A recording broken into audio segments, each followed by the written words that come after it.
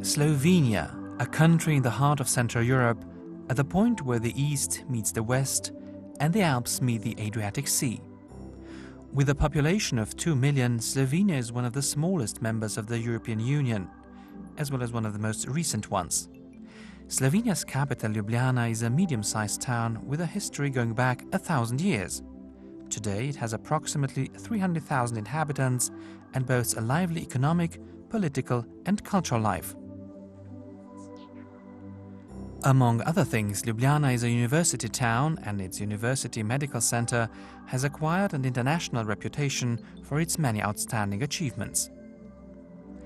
Not far from the city center there is a healthcare institution that is venerable in terms of its use of service and very modern in terms of its practices, the Rehabilitation Institute of the Republic of Slovenia.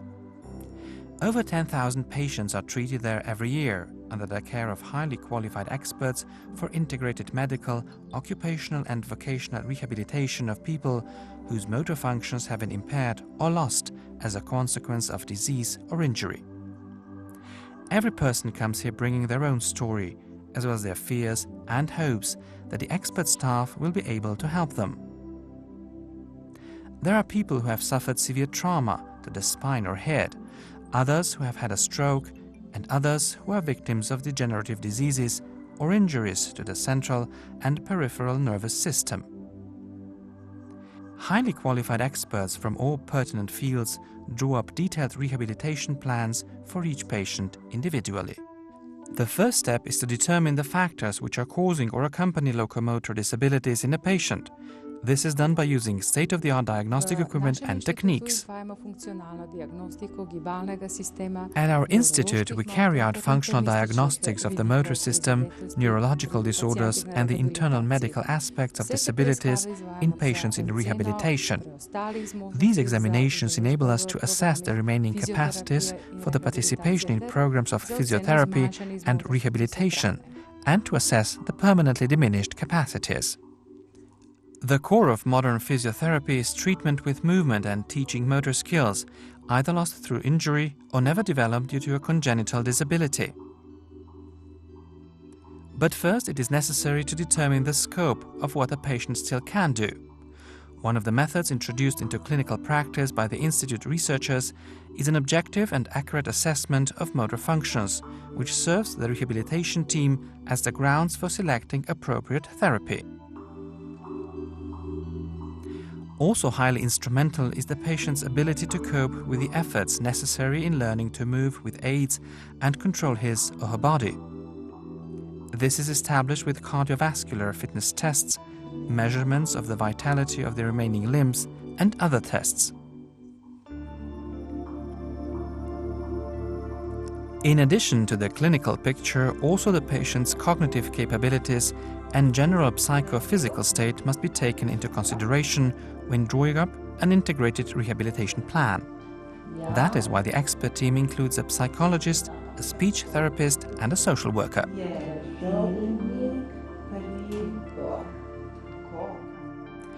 A particularly appreciated characteristic of the Institute is that every patient is treated by the whole team from the moment they arrive at the Institute to the day they leave to start a new life. Only the cooperation of all healthcare workers enables the patient a full medical, psychosocial and ultimately vocational rehabilitation.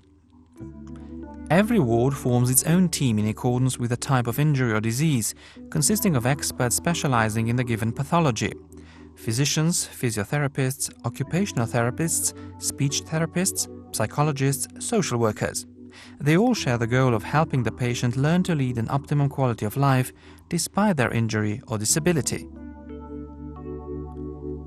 Disease and its consequences deeply affect also the human psyche. Both the patients and their families need support and assistance in the situation that is made more difficult by being unfamiliar. That is why psychological treatment is an indispensable part of the rehabilitation program. The recovery rate is highest when patients cooperate willingly and to the best of their abilities, build up their self-confidence, and enjoy the support of their families and environment.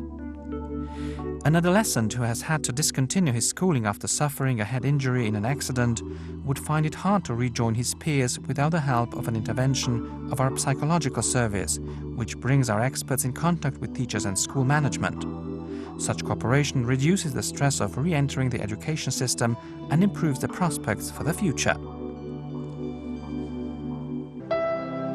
Children receive special attention and care at our institute. Most of them suffer from developmental disorders. Others have been affected by injury or disease of the central and peripheral nervous systems. In either case, what they need first and foremost is functional training to acquire skills that have been impaired or had never developed. A lot can be done with the methods and techniques employed by our specially trained therapists.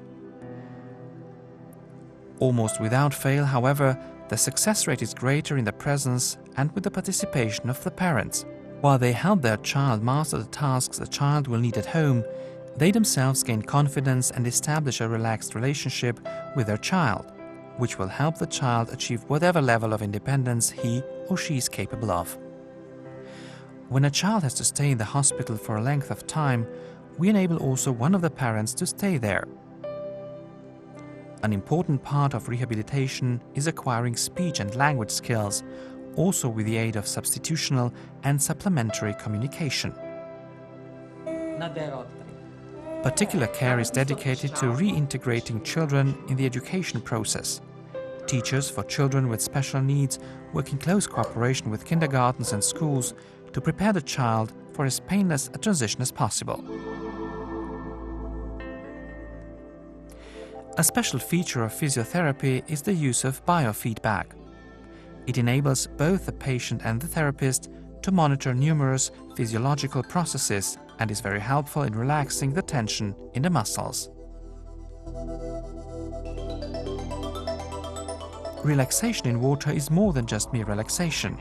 It is a regular part of physical rehabilitation. In certain congenital or acquired diseases of the central nervous system in children, there can occur excessive activity of individual muscles. This is referred to as spasticity. This type of spasticity can be treated by administering botulinum toxin directly into the muscle itself. Everyone brought here by a severe disease or injury carries in their heart their greatest wish: to be able to walk again, or at least stand on their feet, to be able to dress themselves on their own, talk, drive a car, return to the studies they had had to drop. Whether this wish will come true and to what extent depends a great deal on the type and severity of the lesion, the knowledge and expertise of a number of professionals, and on the patient's own determination and willingness to cooperate. Every team member or specialist in their respective fields decides independently what methods and techniques will be best to serve the patient. The hospital wards are provided with state-of-the-art nursing equipment, and the nurses are all highly trained. A genuine rapport between therapist and patient establishes the mutual trust and cooperation that lead to successful rehabilitation. The patient's privacy is also duly respected.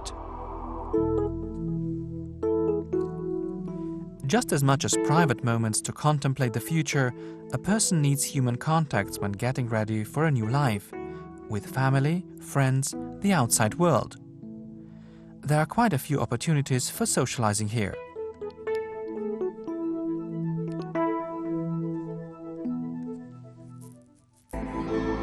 The rehabilitation ward for severe spinal cord injuries is the only one of its kind in Slovenia. Highly trained therapists, the most advanced methods of treatments, and sophisticated aids afford patients considerable chances of regaining their ability to walk. The individual approach means not only choosing the proper procedures with regard to the type of injury, but also and above all, incessantly adapting them to the patient's rate of progress.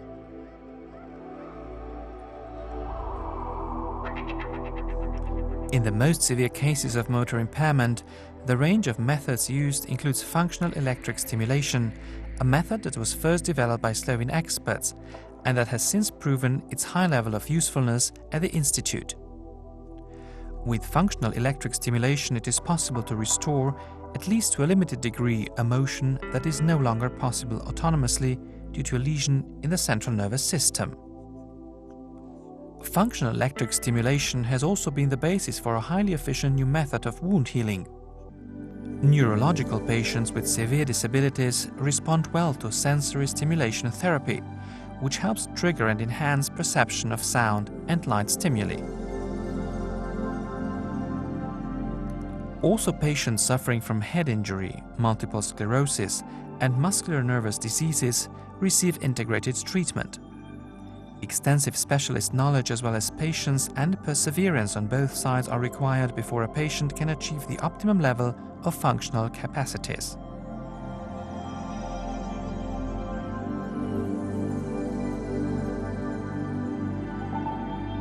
Recovery after a stroke depends on the kind and level of paralysis and on the choice of suitable programs that are immediately adaptable to the patient's progress. Research work is constantly carried out at the Institute.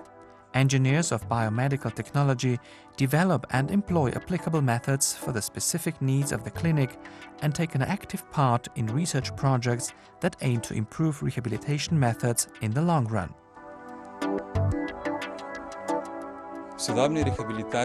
What is increasingly important in modern rehabilitation of people with motor disabilities is an objective assessment of their motor functions.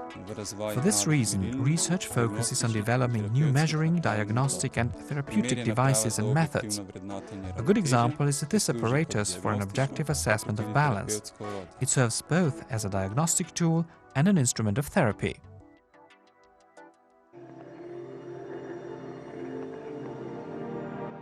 During the time spent on the ward after the amputation of a limb, the human and professional support of the staff is most valuable, since getting used to a life with an artificial limb is anything but simple. After all the diagnostic procedures and measurements have been carried out, a patient must first learn to walk with a temporary prosthesis, before the prosthetics experts on the team construct a custom-made aid that must meet the criteria of usefulness and aesthetics.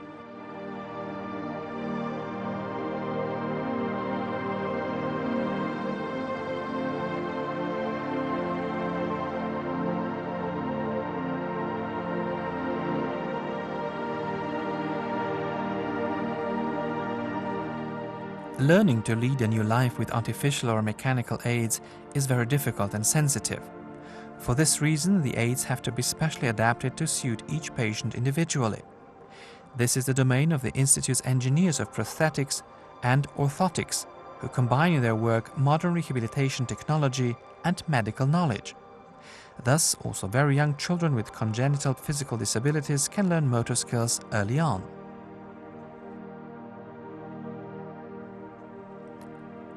With modern technology, it is possible to design anatomically seats for the most severely disabled children.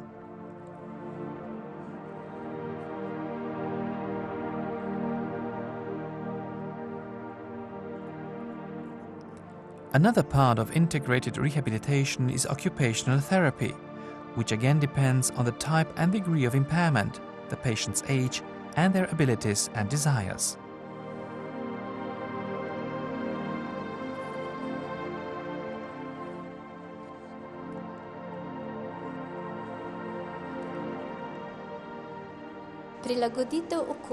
Adapting the patient's environment, outfitting it with appropriately selected orthopedic aids and equipment, can greatly help a patient to participate as actively as possible in the everyday life. We bring our expert knowledge to teaching the patient how to make the most efficient use of the aids in the daily life activities.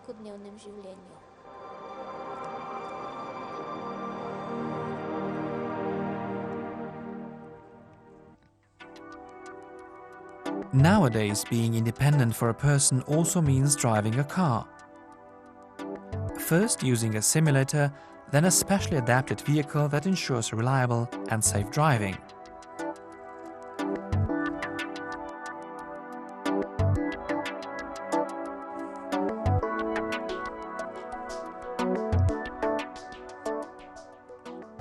Our experts choose, test, adjust, and install appropriate technical aids for every user individually. They also give expert advice on how to use the aids in the home environment.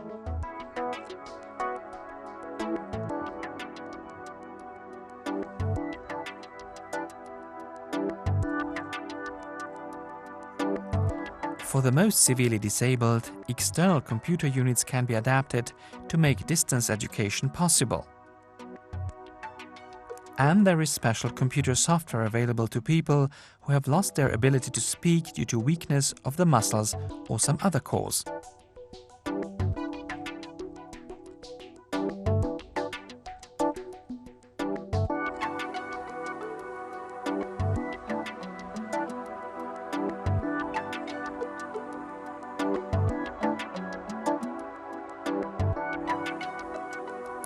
While doctors and therapists are busy with patients, another part of the building may be hosting a workshop or a lecture, or practical exercises for students of medicine or related subjects, or a specialization program for Slovene and foreign experts. The Rehabilitation Institute is a base for studying physical medicine and rehabilitation, and has as such an extensive, well-stocked and equipped study library. The Institute's top-level achievements and their practical applicability have become interesting for users all over the world. A number of important international awards and signs of recognition testify to that too.